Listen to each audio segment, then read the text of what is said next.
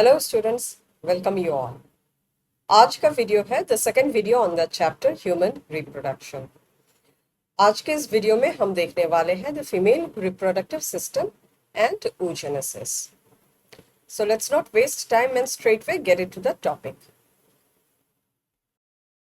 तो female reproductive system में हम क्या क्या देखने वाले हैं? We are going to see the internal sex organs which is the ovary, oviducts, uterus, vagina, and the external genitalia.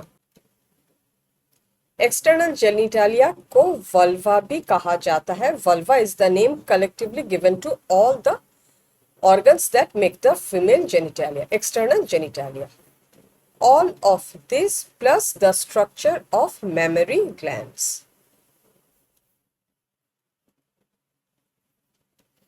Now, all of these plus the mammary gland in female human is structurally and functionally integrated to support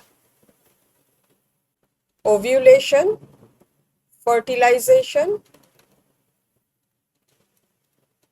pregnancy,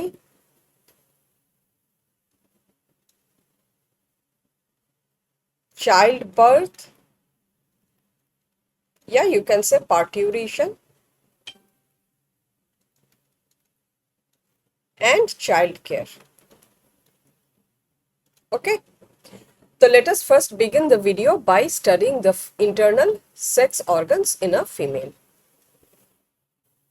तो students, ये है आपके screen पे the diagram of female sex organs. तो सबसे पहले हम शुरू करते हैं here. What is this? This is the ovary. Ovary क्या है? It is the primary sex organ in a female. One pair means what? Two in numbers.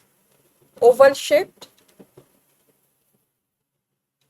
and dimension क्या? 2 to 4 centimeter in length. Right? 2 in numbers है, एक left पे होता है, दूसरा right पे. Now, how are they connected? Connections क्या है? So, do you see this line? It is connected to uterus by ovarian ligament. Right? ये तो हो गया number 1. Besides this, do you see this area? यहाँ पे एक broad सा ligament है. Do you see this broad part here? It is the broad ligament.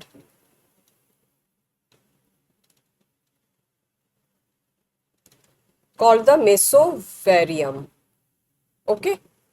It helps in connecting the ovaries to the uterus as well as to the abdominal walls. This is number 2. Now let us look into the structure of ovary. हम एक के बाद एक point in details करते जा रहे हैं, एक एक ऑर्गन का. Okay, so we have begun with ovary. Let us finish ovary in details. Ovary is surrounded by a layer of germinal epithelium and they are cuboidal in shape. Okay, लेकिन ये epithelium बनाता कौन है? This epithelium is made by the peritoneum which is surrounding the ovaries.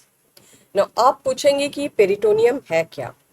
तो students, inside our abdominal cavity there is a layer of membrane. आप कह सकते हैं मेम्ब्रेनस स्ट्रक्चर है which covers all the organs that is present inside the abdomen. It acts as an insulator, it gives support and it helps in attaching those organs with the abdominal or the pelvic wall.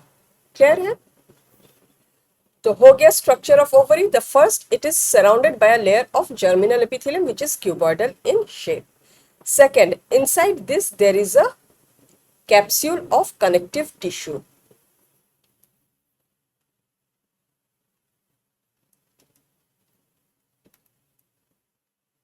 called tunica albuginea. Okay.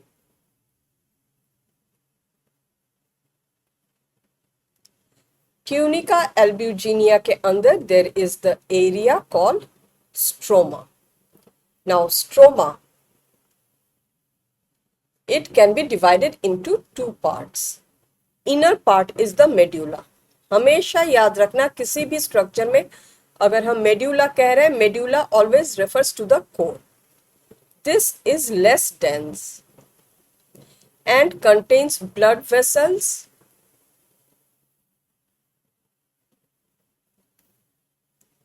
nerves, lymphatic vessels. Clear? And the outer region or the peripheral region of stroma is called the cortex. This is more dense. ये ज्यादा dense है. And what is the feature, what is the characteristic of this cortex? It contains follicles of, at different stages of growth. Clear? So this is all about the structure of a ovary. फिर आते हैं function of ovary. What is the function of ovary? Now, if this is the primary sex organ, we can always say, आंख बंद करके कह सकते हैं कि production of gametes is the function, right? और प्रोडक्शन ऑफ गैमेट्स हम लिख रहे हैं, we can also write ovum because this is a female. और सेकेंड फंक्शन क्या होगा? Secretion of female sex hormones. ना फीमेल सेक्स हॉर्मोन्स क्या क्या है? Oestrogen and progesterone, and they are steroidal in nature. Clear? All done with ovary. अब हम एक ovary का LS देख लेते हैं. Well, let us see the structure of cortex and medulla in there. Okay, students, ये जो diagram दिख रहा है ये आपके book का ही है. This is the diagram of LS. LS of an ovary. तो इसमें if we see the central area, this is the medulla. Clear? And the peripheral area, ये, this is the cortex. And if you see, we can see the blood vessels in the medulla or cortical area में, these are the follicles which are showing growth at different stages. Clear है? All done with ovary. अब हम oviduct या fallopian tube को देखते हैं. So the structure that you see from here till here is the oviduct, या इसे fallopian tube भी कहा जाता है. It is also called the fallopian tube. So what is the oviduct या fallopian tube? A muscular tube 10 to 12 centimeter in length. ये हो गया इसका dimension. करता क्या है? Connects ovaries with the uterus. Clear? Now, is fallopian tube okay, and internally lined by ciliated epithelium. Clear है?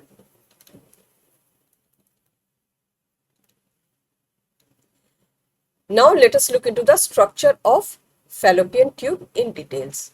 Fallopian tube structure wise, we can divide fallopian tube into three parts. ये जो part है, this one, it is funnel like, right? And funnel like को क्या कहा जाता है? Infundibulum. So the first part is infundibulum. Infundibulum is what? Funnel shaped. And do you see at the top of this funnel shape this finger like projections?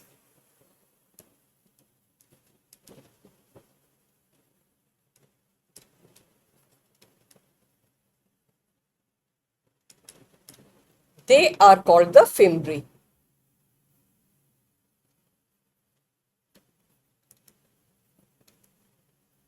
Clear?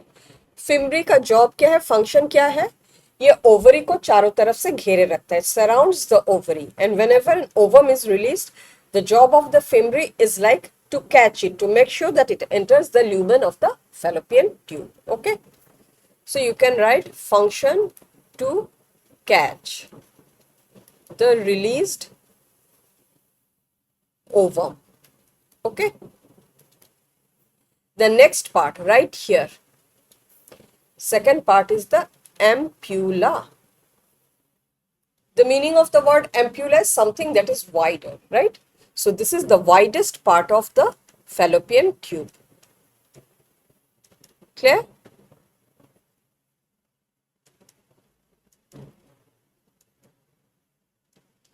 And right after that, if you come here, right here, it is called the isthmus.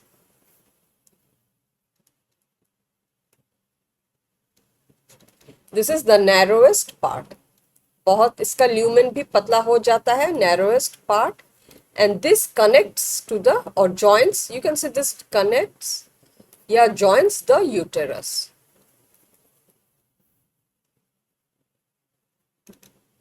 हो गया structure of fallopian tube. Now let us see the function.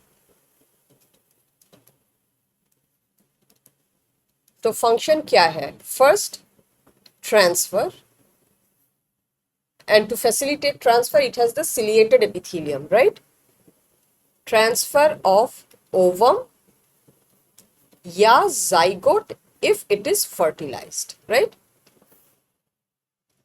Second is, it is the site of fertilization. Now, site of fertilization अगर बोल दे तो it is a very मोटा term, right? Broad term. To be specific, the isthmus, ampulla, junction is the precise answer or the precise site where fertilization takes place. All clear, students, about fallopian tube? अब हम आते हैं on this part, right here, okay? This is the uterus. In many books, you will find the term womb, okay? The uterus can, तो ये जो upper part of uterus है, it is called the fundus. This part is the body of the uterus, या इसको corpus भी कहा जाता है. It is also called corpus. Corpus means body, okay? And right here, the neck-like region, it is called the cervix of uterus. Cervix means what? Neck. बीच में जो है, this is the lumen of the uterus. और अगर हम cervix पे आ जाए, this is said to be the cervical canal. Clear? Uterus, when it opens to the cervix, यहाँ पे जो opening है, it is called the internal os. And cervix, it opens into the vagina by another opening which is called external os. And the structure that you see, this one, okay, this is the vagina. Vagina क्या है? A fibromuscular tube-like structure that connects with cervix on the inner side and vaginal orifice या vaginal opening on the outer side, on outer side या externally. Clear है? तो vagina, what is the role of the vagina? This is the, okay, role of vagina. This is the site of insemination. Okay, during copulation. और vagina के बीच में ये जो space है, this is called the vaginal kanal.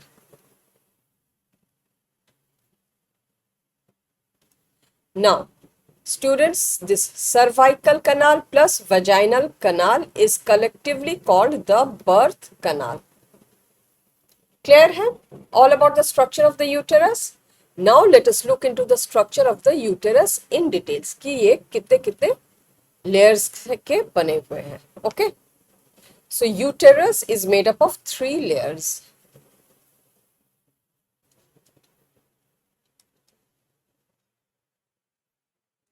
First, the outermost layer. Outermost layer is called perimetrium. This is a membrane-like structure. Okay.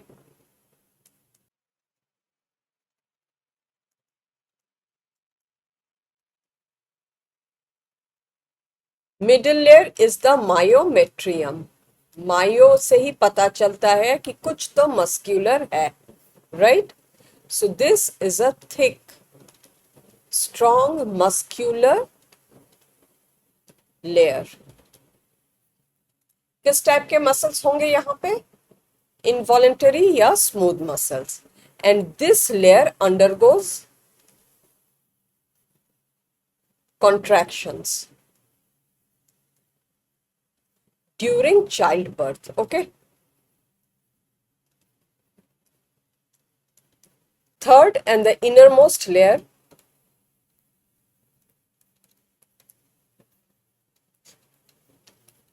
is endometrium. This is the innermost lining and it is glandular. Glandular मतलब काफी सारे से glands है and vascular. Okay, and this is the layer that undergoes cyclical changes during each menstrual cycle.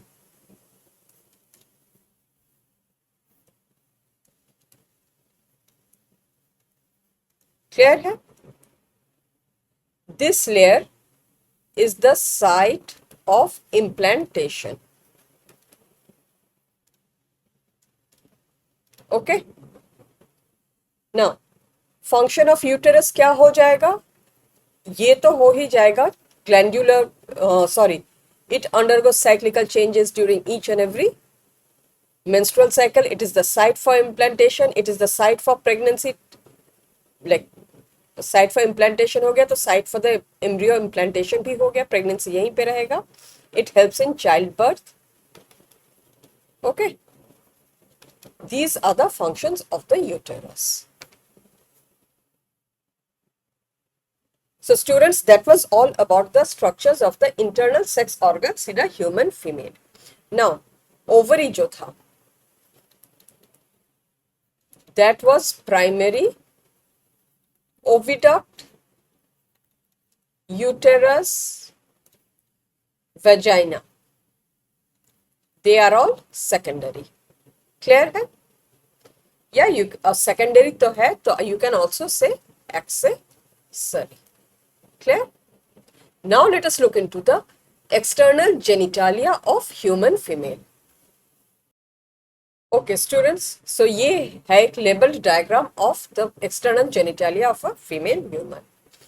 So these are the thighs in between. यहाँ पे अगर आप देखें, this is an arch shape, fatty cushion-like structure which is called the mons pubis. Internally, it is a fatty cushion. Okay, covered by skin and pubic hair. Okay, right below this mons pubis आपको ये major fold of skin मिलेगा यहाँ. Do you see this? It is called labia majorum. क्या है? Fleshy fold of skin. दोनों तरफ मिलेगा, यहां भी और यहां भी। क्लियर? उसके अंदर if you see carefully this one, ये है एक, ये भी एक फ्लैशी फोल्ड ऑफ स्किन है which is called labia minorum. ये ऊपर यहां अटैच्ड है और नीचे यहां। Okay, and the space that it encloses, ये पूरा का पूरा, that is called vestibule. Okay, vestibule. Vestibule में दो ओपनिंग्स हैं नीचे, ये जो ओपनिंग है that is the vaginal opening, और vaginal opening is covered partially by a membrane called hymen. It partially covers the vaginal orifice. Now ये जो membrane है, usually during the first intercourse it gets ruptured, but not always. It may get ruptured due to strenuous activities such as horse riding, very high stressful, high impactful sports activities. Okay, traditionally or in many cultures, rupturing of or presence of hymen is considered as a indicator of virginity, but that is not always true. It may get ruptured due to many other activities. Okay, now vaginal opening के ऊपर, here this is the urethral opening. Okay, vaginal opening के पास there are two glands called Bartholin's gland. Okay, और urethral opening के पास दो glands होते हैं, they are called paraurethral gland. इन्हें लेसर वेस्टिबुलर ग्लैंड भी कहा जाता है, इन्हें ग्रेटर वेस्टिबुलर ग्लैंड भी कहा जाता है। Okay, the job of these glands are lubrication. And if you come here, जहां पे दो लैबिया माइनोरम फ्यूज हो रहे हैं, उसके ऊपर there is a finger like projection which is called clitoris, and this is the prepuce of clitoris. It is the sexually excitable area of the female genitalia. Clear है? And where this labia majora comes and fuses right here, यहाँ पे in between this place is called the fourchette, and the space between here till anus is referred to as perineum. All clear about the female genitalia? Now, female genitalia is collectively called vulva. Please remember that. Okay? तो हो गए female internal as well as external sex organs. अब हम आते हैं in the structure of mammary glands पे. Okay, तो students आपके सामने आपके स्क्रीन पे जो है that is the structure of an LS of a female breast. Okay, तो फीमेल ब्रेस्ट या mammary gland,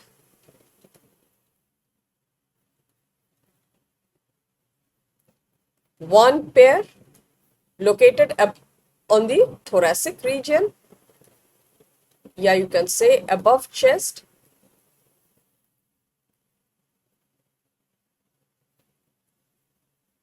right, conical in shape with pointed protuberances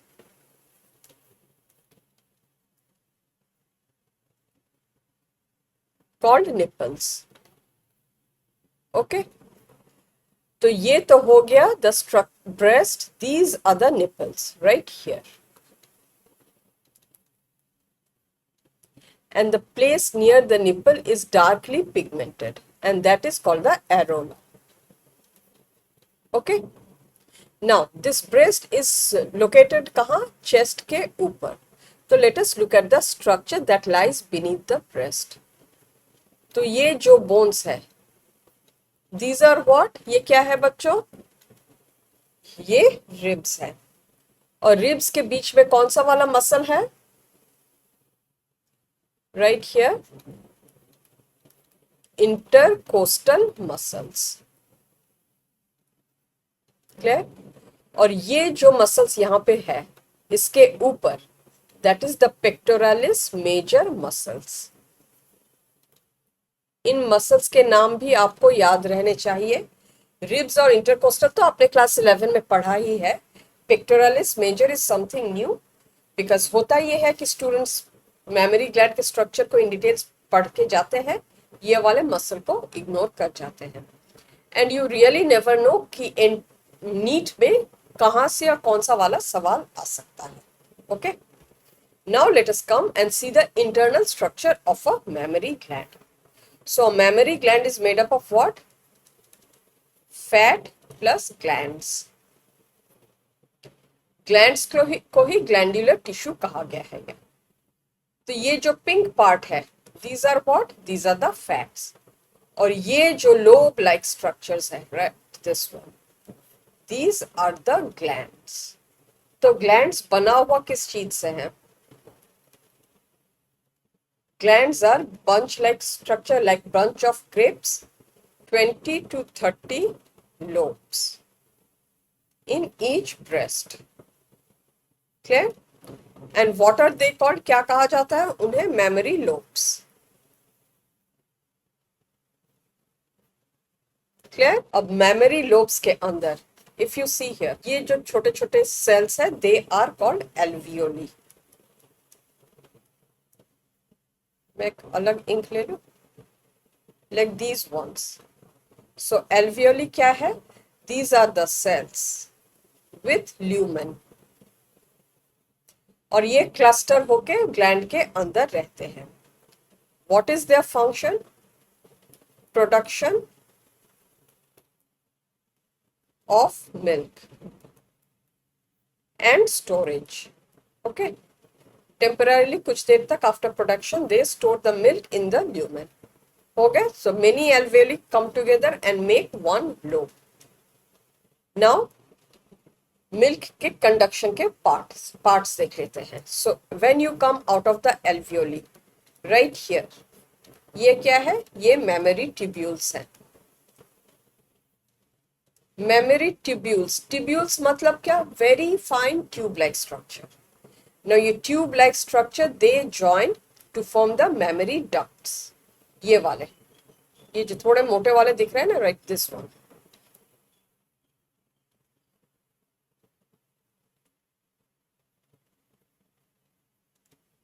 Mammary duct join into ampulla.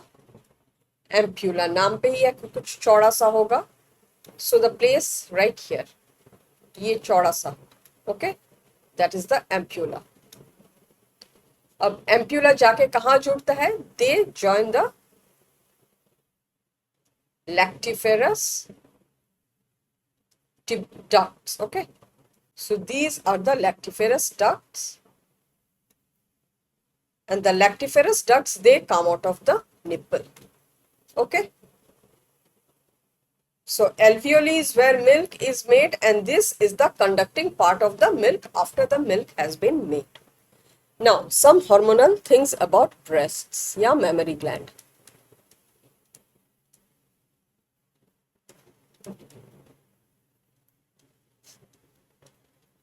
They develop under the influence of hormones progesterone and estrogen. Okay, they produce milk under the influence of the hormone prolactin. Prolactin is produced by who? Anterior lobe of pituitary. Clear? They eject the milk under the influence of the hormone oxytocin. Oxytocin किससे produce होता है? कौन बनाता है? Posterior lobe of pituitary. Clear है? तो overall 1 2 3 4 hormones ऐसे हैं which influences the mammary gland. 2 तो हमेशा ही करेंगे from the onset of puberty, just for the development. Prolactin and oxytocin only when the female is pregnant and gives birth to child. Clear? All done about mammary glands? Now let us look into the very interesting process of oogenesis या formation of gamete. Now बच्चों जो समझा रही हूँ आपको समझ में आ रहा है? Am I being able to make things clear to you? Am I being able to make things clear to you? तो अब हम देखेंगे oogenesis. oogenesis मतलब क्या? The development of the female gamete. Now human female ये बहुत ही एक interesting topic है बट थोड़ा सा चैलेंजिंग है. स्टूडेंट्स को ये चैलेंजिंग लगता क्यों है? क्योंकि यहाँ पे it is not just the ovum, it is not just the उगोनिया या नॉट जस्ट द oocyte जो डेवलप हो रहा है.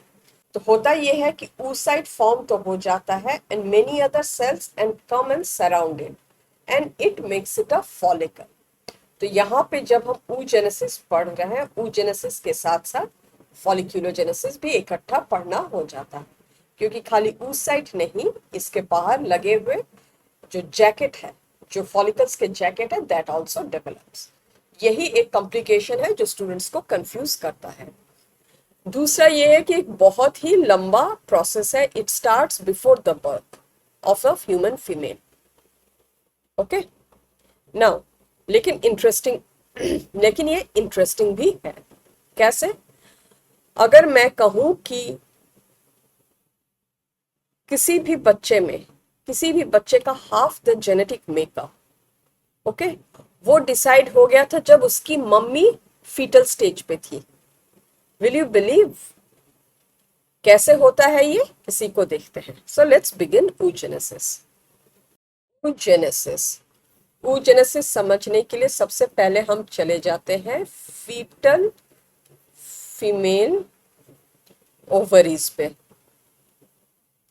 यानी एक ह्यूमन फीमेल का पैदा भी नहीं हुआ, वो अपने मम्मी के वूम में है, यूटेरस के अंदर है, और उस फीटस के छोटे छोटे ओवरीज आप इमेजिन कर लो. तो वहां पे सबसे पहले क्या डेवलप होता है? एक प्राइमरी oocyte. oocyte मतलब क्या? The cell which is going to make the ovum, right? तो ये हो गया the development of a primary oocyte. ये इसका nucleus. It gets surrounded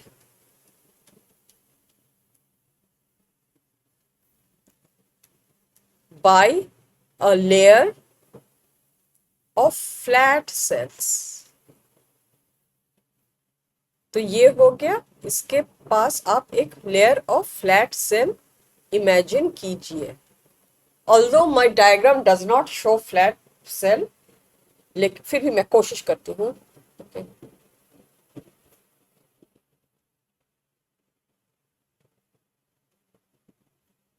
okay, तो मैं कोशिश करती हूँ यहाँ ड्रॉ करने की इसको. This is the primary oocyte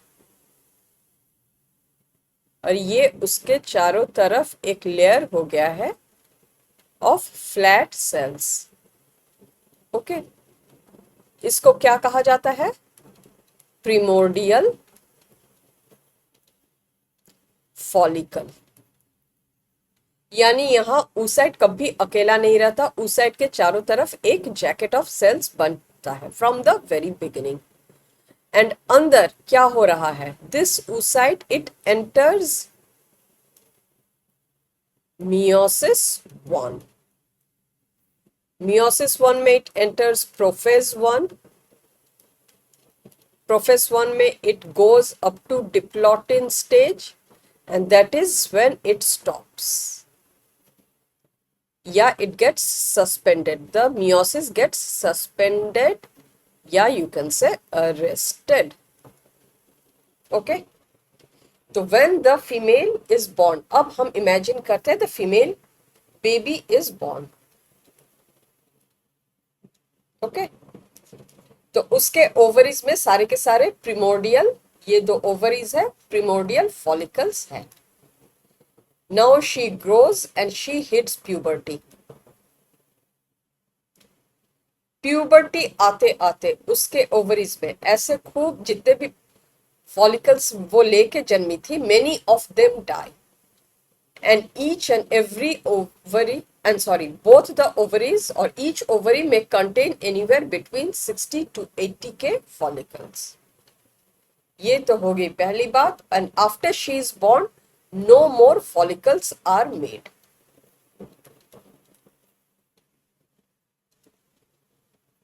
clear है? Now she has hit the puberty. अब जो फॉलिकल है, this is the oocyte, primary oocyte। ये जो इसके पास फ्लैट सेल्स थे, they now become cubical, they start to develop. Okay, this is called the primary follicle. So at puberty the follicles change to primary follicle, और इसके बाद से जितने भी चेंजेस होंगे in the oocyte as well as the follicle, और overall आप कह सकते हैं changes in the follicle, these changes are cyclical. ये हर एक साइकिल में कुछ फॉलिकल्स में होता है, सारे के सारे फॉलिकल्स में एक साथ नहीं होते। Very important thing for you to understand. यहीं से मेंस्ट्रुएशन शुरू होता है, हर एक मेंस्ट्रुअल साइकिल में ये चेंजेस हमें देखने को मिलता है, ये oogenesis वाले चेंजेस हमें देखने को मिलता है। और यू कैन ऑल्सो से ये फॉलिकुलोजेनेसिस वाले चेंजेस हमें देखने को मिलता है। आई नो वीडियो थोड़ा लंबा हो रहा है, मैं थोड़ा ज्यादा बात कर रही हूँ, बट स्टूडेंट्स एक बार with some patience please listen to whatever I am saying, क्योंकि हर एक बात को समझ लेना, जान लेना बहुत जरूरी है। ओके, oogenesis और फॉलिक्यूलोजेनेसिस दोनों ही क्यों बोल रही हूँ, क्योंकि खाली अंदर का oocyte नहीं, बाहर का ये फॉलिक्यूलर लेयर्स भी चेंजेस दिखाते हैं। So what are the cyclical changes, अब जो होगा वो हम देखते हैं। Okay, so let us begin the first step. ये हो गया primary oocyte, the cells become cuboidal and they start to divide. तो पहले जो यूनिसेल्यूलर एक ही लेयर था, now the cells have become stratified, या the follicles have become stratified. Stratified मतलब क्या? Multi layered. Now the primary oocyte को क्या कह सकते हैं? It is surrounded by multi layered follicular cells, और इन्हीं सेल्स को कहा जाता है ग्रैन्युलोसा सेल्स। कुछ कुछ बुक में इनको कलेक्टिवली ग्रैन्युलोसा मेम्ब्रेन भी कहा गया है। Okay, another change that happens कि ये जो oocyte है, it secretes a uniform layer of glycoprotein called zona pellucida। ये एक बहुत ही पतला सा लेयर होता है, अभी made up of glycoprotein. Glycoprotein का लेयर है, which means what? This is an acellular layer, इसका कोई सेल्यूलर स्ट्रक्चर नहीं है। Okay, and it is homogenous, मतलब इसका कॉन्स्टिट्यूएंट पूरा होमोजेनस है all across, and it is secreted by the primary oocyte। तो the first change that we see कि ये सिंगल लेयर से मल्टी लेयर्ड हो गए, and the follicular cells are now called the granulosa cells, zona pellucida at the initial stage of formation यहाँ पे है, और अंदर प्राइमरी oocyte है। मियोसिस जो है, it is still suspended in diplotene of prophase 1। Okay, फिर यहाँ पे ये भी लिख देती हूँ, this is what primary oocyte in meiosis 1, diplotin of prophase। Clear? Next step is इसका डेवलपमेंट होता है, and it forms the secondary follicle. What is the development? तो स्टूडेंट्स अब हम देखते हैं the second step of development. Now this is the primary oocyte, और ये इसका न्यूक्लियस है। What changes do we see? The zona pellucida becomes thicker. Zona pellucida जो प्राइमरी फॉलिकल में बन चुका था, now it develops, pellucida develops. Okay, ये granulosa cells also further divide and develop.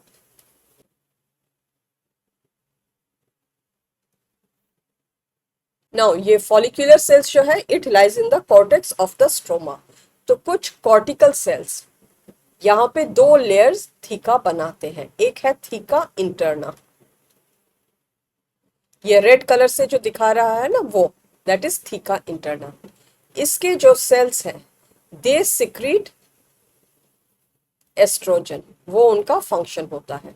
Okay, and this blue colour membrane या violet colour membrane होता है, it is called theca externa. Okay, it is a membrane. ये जो bilayered theca है it is formed by the stromal cells. This is the secondary follicle. और यहाँ पे meiosis उसी स्टेज पे है, मियोसिस को कुछ नहीं है, वो डिप्लॉटिन पे ही सस्पेंडेड है। क्लियर है? Now the third step in the development. अब आते हैं the third stage of development पे। What are the things we see? ये हो गया थीका एक्सटर्ना, यहीं पे मैं कर देती हूँ, ये हो गया थीका इंटरना। ना स्टूडेंट्स, मेरे डायग्राम बिल्कुल हूबहू तो नहीं होते, आई ड्रॉ रफ स्केचेस। मेरा पर्पस होता है कि मैं आपको सब कुछ समझा पाऊँ। ओके, इसीलिए मैं डोंट पे अटेंशन कि मेरे डायग्राम्स बिल्कुल से बुक जैसे हैं कि नहीं। ये सारे के सारे ग्रेन्युलोसा सेल्स है, they have further divided and become more stratified. Tertiary, okay, और ये जोना पेल्यूसिटा है, ये वैसा मोटा ही है, and this is the primary oocyte. Interesting and the new thing is the development of a cavity which is called antra. और cavity में एक फ्लूइड होता है which is called liquor folliculi. Okay, now it is called the tertiary follicle. Okay, अब यहाँ पे जो है the oocyte it undergoes meiosis 1, it finishes meiosis 1. और ये जो डिवीजन होता है, दिस डिवीजन इज अनइक्वल, तो एक बड़ा सा सेकेंडरी oocyte होता है, ये बड़ा सा oocyte हो गया। It takes bulk of the cytoplasm, सारा साइटोप्लाज्म खाना पीना सब यही ले लेता है, और एक टाइनी सा पोलर बॉडी होता है, ये पेरिश हो जाता है, it disintegrates. Now zona pellucida और ये plasma membrane of the oocyte के बीच में एक स्पेस डेवलप होता है which is called perivitelline space.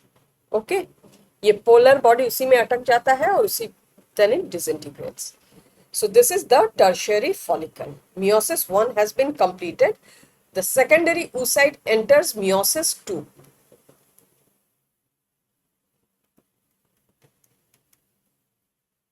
Metaphase 2 तक जाता है और फिर से ये सस्पेंड हो जाता है, it does not divide any further. तो ये oocyte जो है ना, ये बहुत रुक रुक के अपना मियोसिस करता है, राइट? होता है, रुक जाता है, होता है, रुक जाता है। And now the final stage of development which is the Graafian follicle. Graafian follicle के लिए मैं कोई इमेज ड्रॉ नहीं कर रही हूं, मैं आपको सीधा ओवरी के एलएस पे दिखाऊंगी। ग्राफियन फॉलिकल में ये कैविटी भी रहता है, ये सेल्स भी रहते हैं। ओके, वन मोर थिंग मैं यहां मिस कर गई, I am sorry.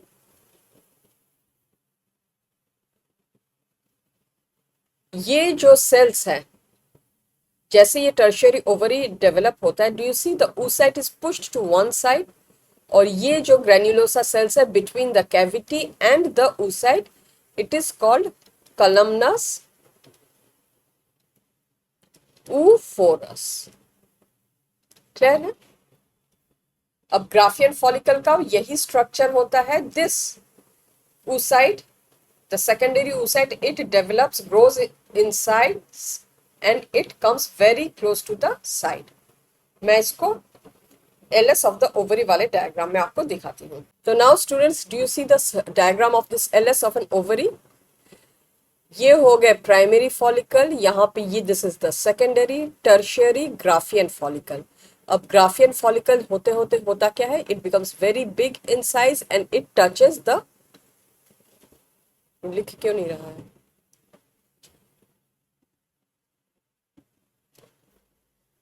Membrane of the ovary, बिल्कुल पेरिफेरी पे आ जाता है। and Graafian follicle is the one that ruptures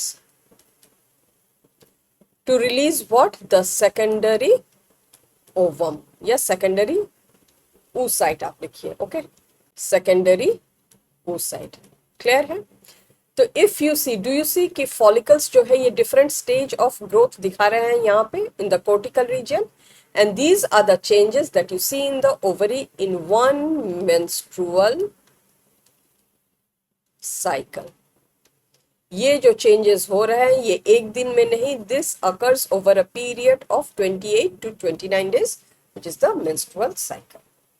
okay अब हम मेंस्ट्रुअल साइकिल या मेंस्ट्रुएशन क्या है इसको समझेंगे. So to begin with, what is menstruation? Menstruation is the bleeding of what? The endometrial lining.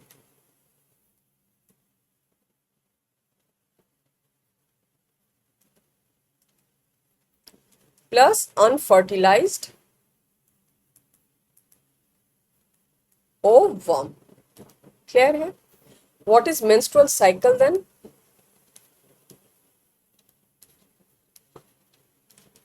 Cyclical changes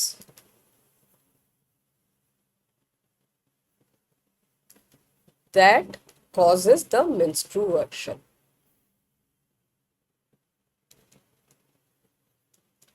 और इसका ऑन एन एवरेज पीरियड होता है 28 to 29 days.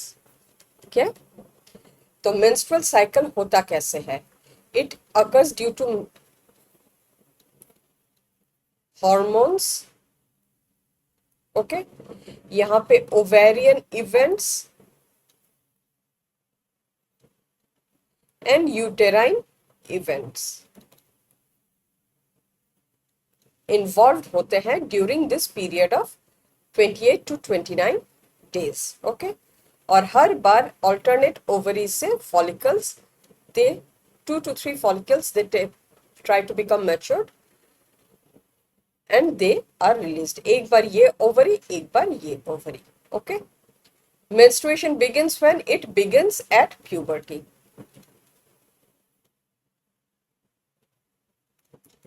और फर्स्ट मेंस्ट्रुएशन को क्या कहा जाता है? मेनार्क. और लास्ट को menopause. when it ends,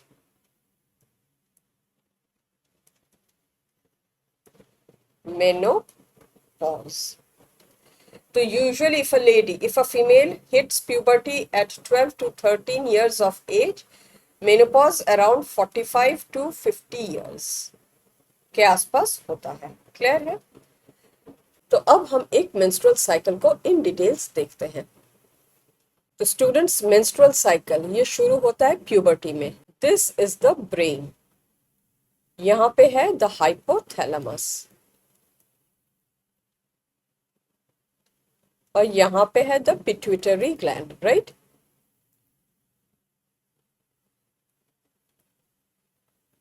Hypothalamus secretes the hormone GnRH, gonadotropin releasing hormone, and you all know वो आके it influences the pituitary gland.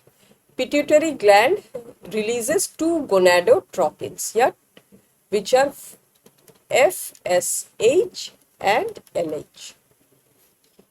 ये दो hormones जो है, these 2 hormones, they come and they influence the ovary.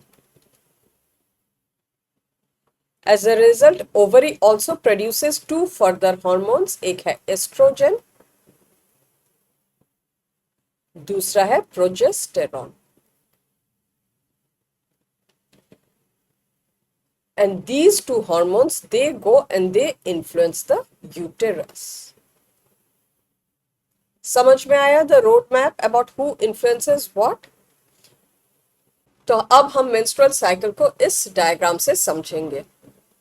So right up here, you have the pituitary hormone levels.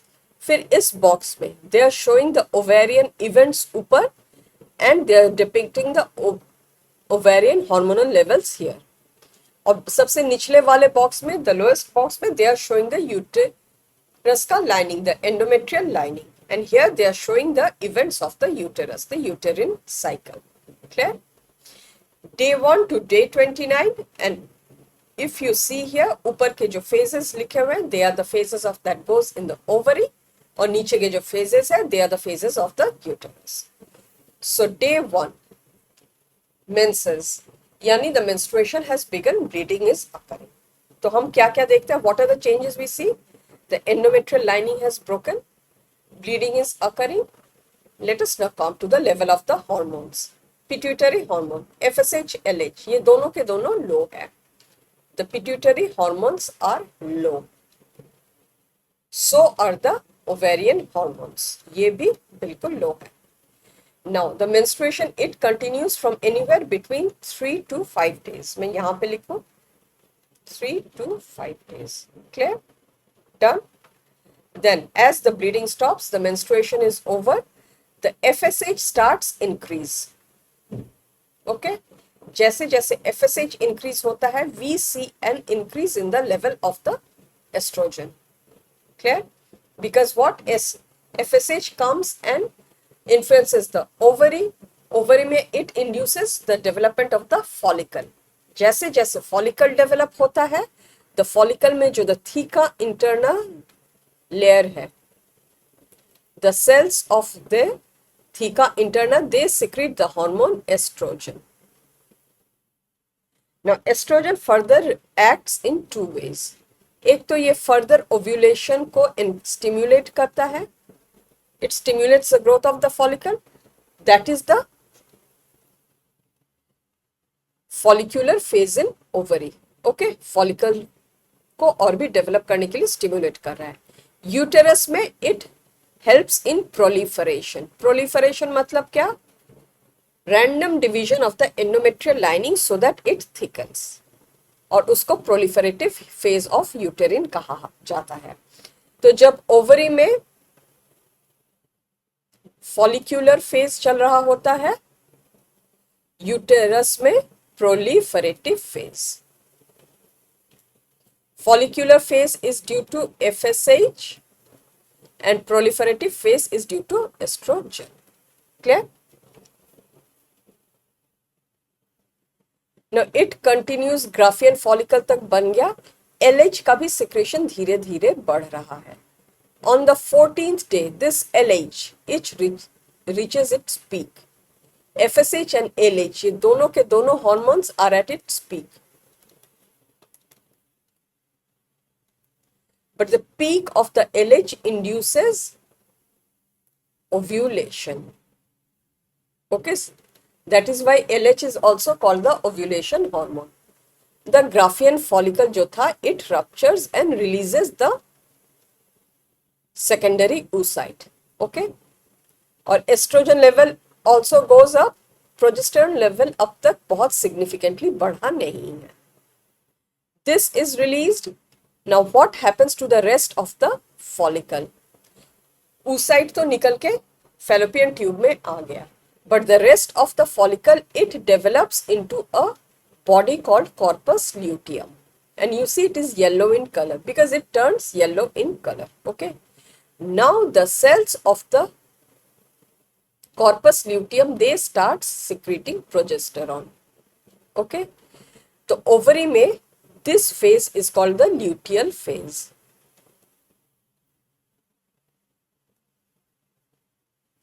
And ये progesterone hormone जो है, it reacts or it shows its influence on the uterus, and it is called the secretory phase of the uterus. Secretory phase में क्या होता है? ये जो endometrial lining है, it is maintained.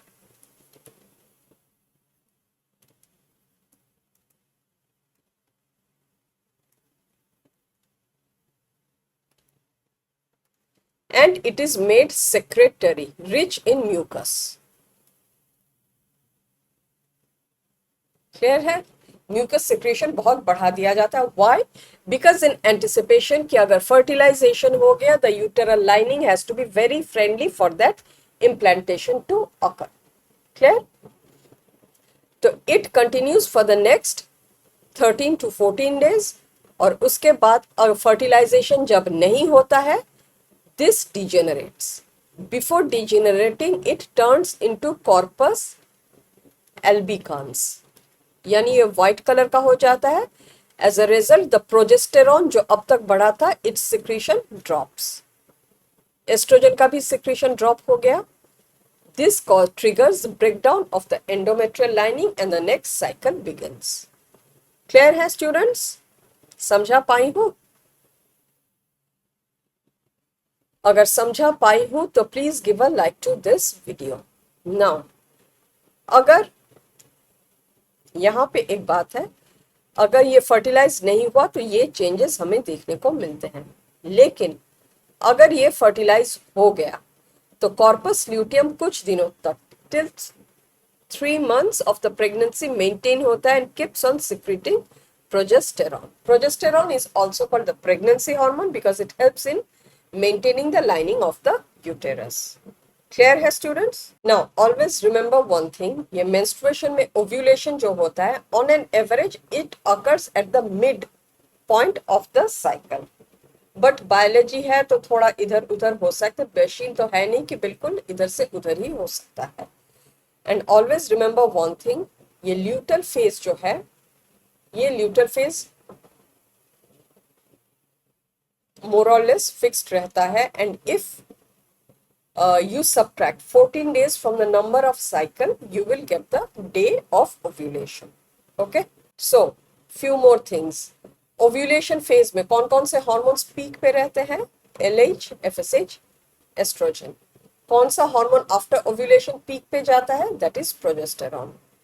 And after ovulation you can after ovulation you will see कि LH और FSH दोनों का ही सिक्रीशन कम हो जाता है. Any idea how?